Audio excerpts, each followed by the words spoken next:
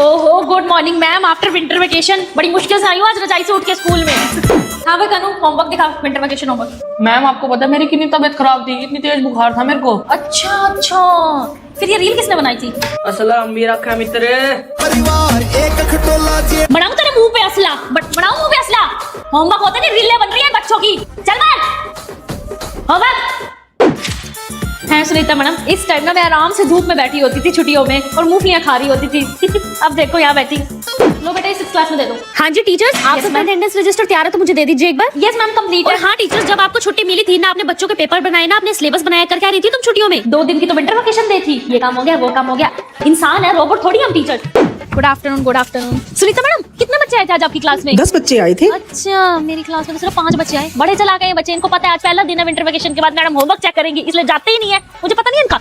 मैं भी उनकी मैडम हूं और उनसे डबल चलाक हूं। मैं भी विंटर वेकेशन का होमवर्क 4 दिन बाद चेक करूंगी, इनको भी पता लगे।